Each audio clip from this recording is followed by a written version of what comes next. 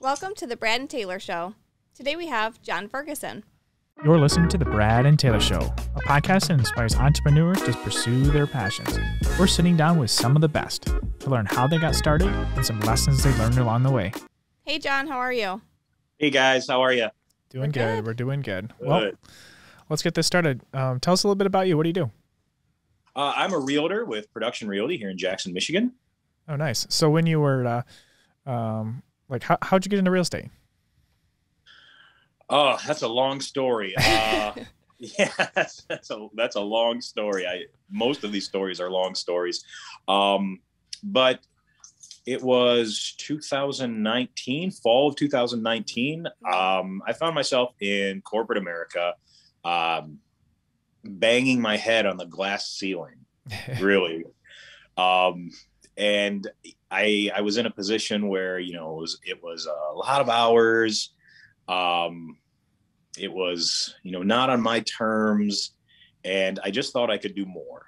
And I have a broker who's a great friend of mine, and he proposed, well, why don't you do this? Yeah. And, I'd been thinking about it for a while, but it was really at his prompting that I really took it serious and just thought, I'm going to take a gamble on me.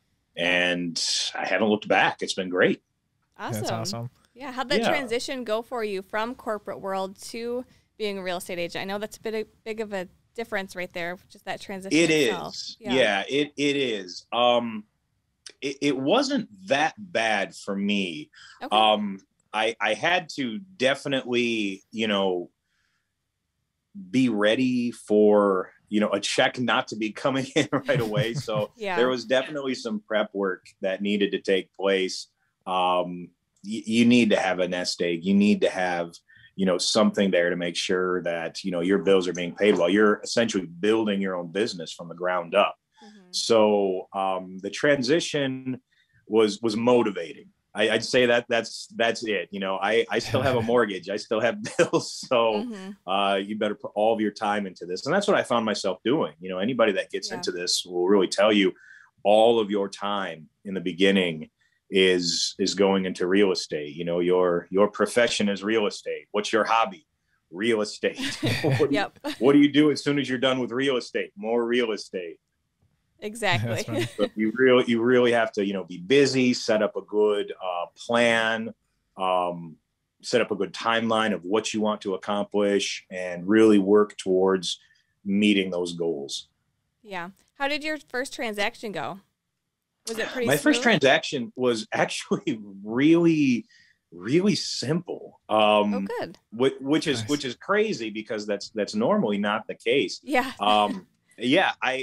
I lucked out and I had, a small cash transaction, which, takes really zero time, so I wasn't dealing with like lenders and inspections and all of that. It was a really good starter transaction to get me to the table for the first time. Nice. And the great thing about that is, I was brand new and the clients were wanting somebody that could spend a lot of time with them. They were into home flipping. And so they wanted to look at, a million properties that weren't that great and get something for, a pretty small amount of money and turn it into something that could be sold for a larger amount of money.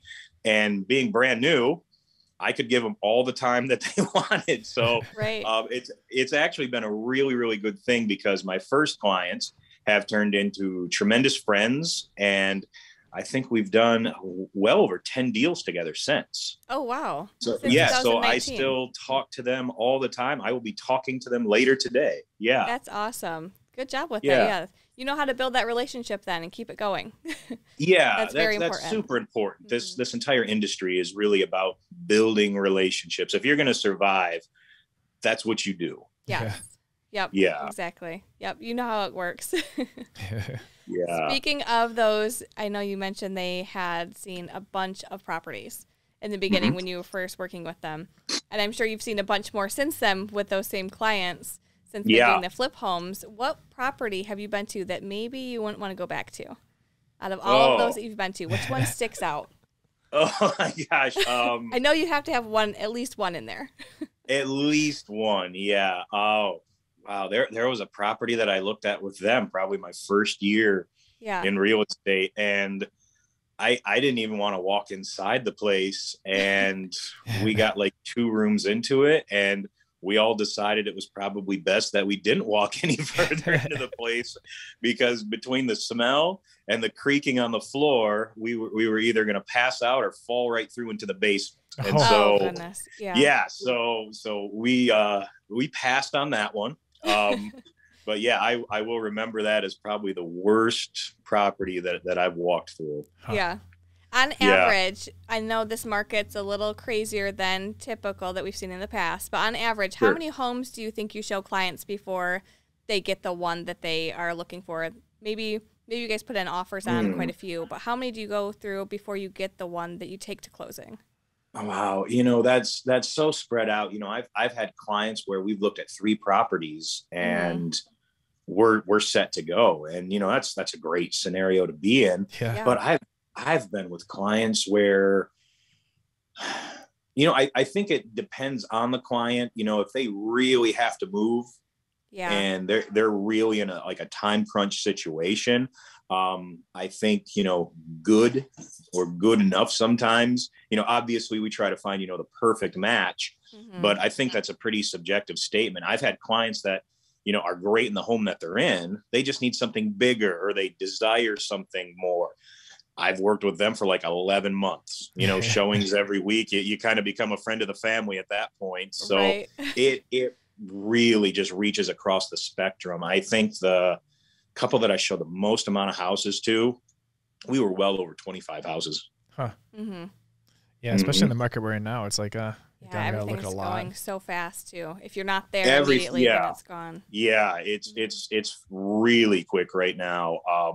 Sometimes you show them a house and you just see how fast they're going, and you're kind of pointing at them like, this house, this house. Well, I don't know. I didn't like and you're just thinking, okay. Next. Yep. All if right. they change their mind, that one's probably already gone. Yep. And I've had it happen where that remorse happens in this current economy, where they're like, well, is that house still there? I'm like, no. No, that was gone 2 hours after you said no. Yeah, exactly. Do you have any advice that you were given that has stuck with you for the first couple years? I've been trying to think of one thing that stuck out to me, and everybody will give you advice, and everybody's quick to give advice. I think the overall theme of all don't quit. Don't stop. Sometimes you're going to have a roster of clients where they're bigger deals and it's going really, really well. And then you close all of those. And then there's like a lot of smaller deals.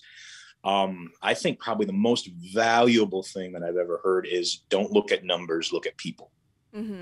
Every client is just as important as every other client. You can have somebody looking at $250,000 houses. You can have people looking at $500,000 houses. You can have, a new home buyer that is, going after their first home and they're approved for, 70,000. Right. There's no difference in the client. It's all important to each one of them.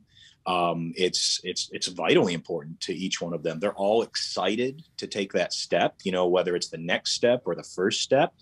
And you really have to respect the fact that they're trusting you to be the person that guides them into that. And so I don't look at numbers. I look at people. Awesome. Yeah. I know building those relationships is key too. And you mentioned with your first clients that you had, you've already been able to maintain that relationship with them. It's exciting when you have, maybe you haven't had this yet because you're still kind of newer, but when you have your first clients in a couple of years, maybe they're going to have their second home or something like that. So they're going to reach back out. And then I know you mentioned it's kind of like a family at that point where you've been just showing homes after home. So it just continues to grow.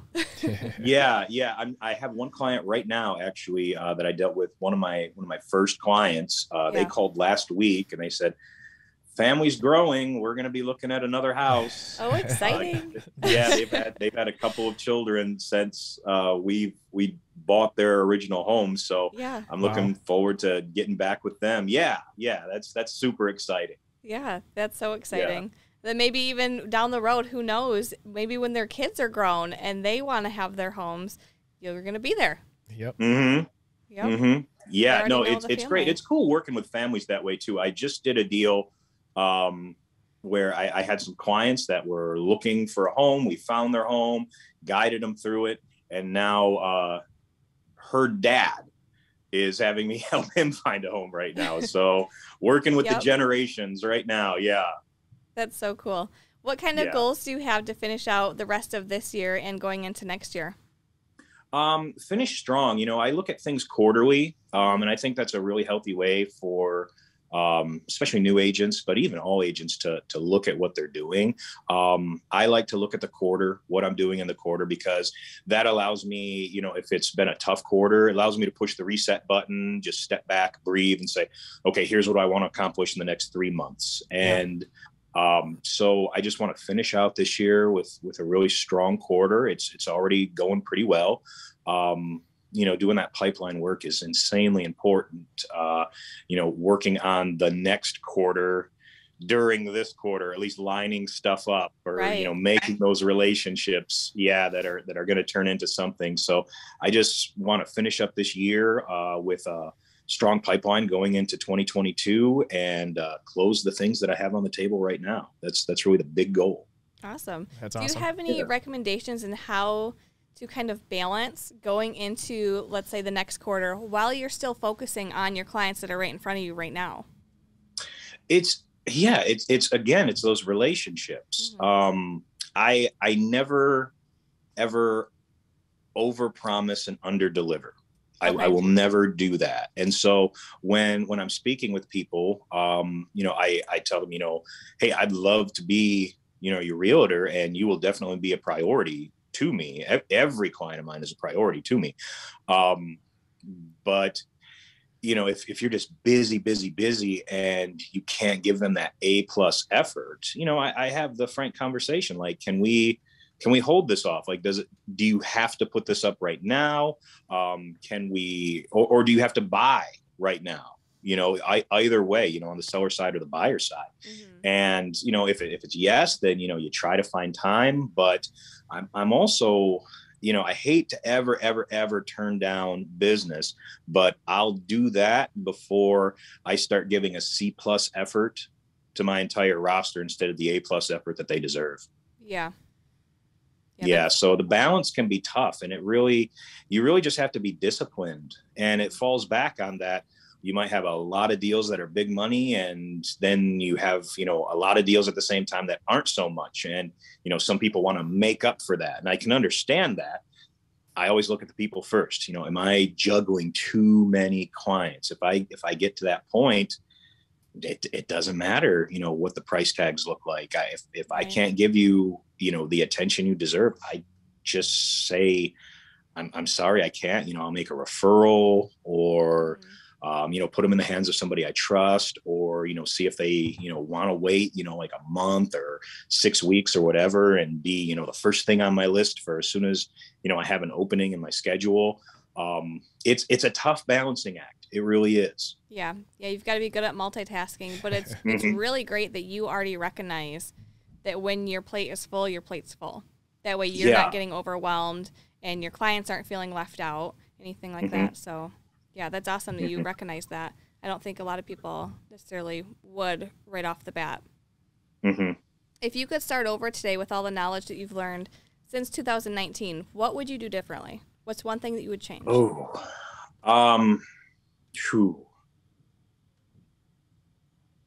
I wouldn't have stressed so much in the beginning about the little things. Okay. Because I really focused on like every single component of the industry having equal importance, and it doesn't. It doesn't.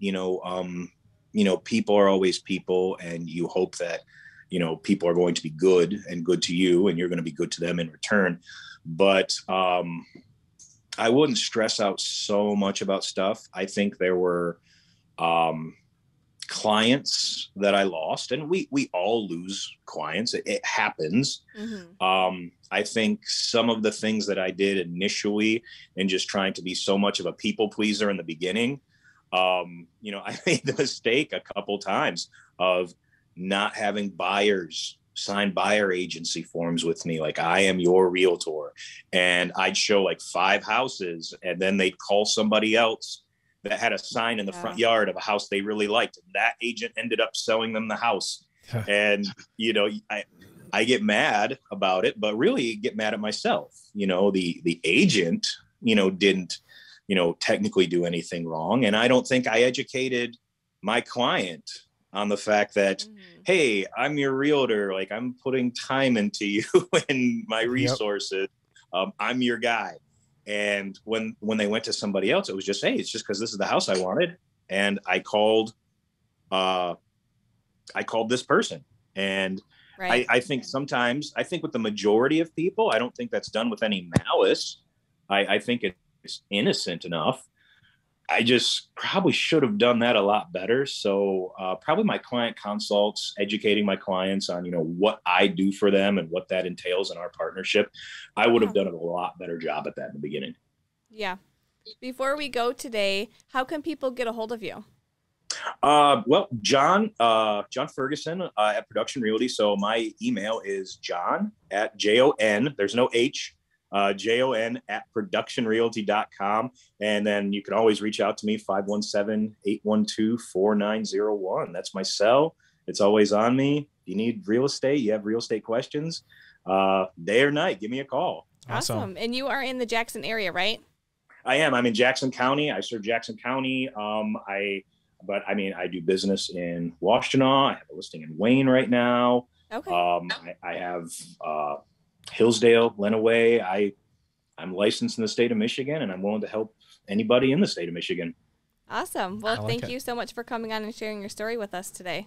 Thanks so much for having me, guys. Are these working? There we go. Oh, there we go. I think they're working. Should we tell them? Mine keeps falling. It doesn't like my voice. What do we got to tell them? Subscribe. Subscribe? What do we got to point at? Hey, I think there's a subscription button. Like it might be there. It might be right there too. Somewhere. Find it. It's red. Yeah, and it's blue. It's green. I don't really know. It's a color. This mic isn't even attached. Did you plug these in? Well, I guess. I wonder if they can hear us. Yeah, I wonder if they hear us. Well, we should probably tell them if they can hear us. We should probably tell them also give us a 5-star review if they're listening on Apple. That'd be cool. 5 stars, guys. Share it with everybody they can think of. We won't take 4 stars. I mean, I don't even think these are on. I mean, I don't think this is working. This is not working. Yeah.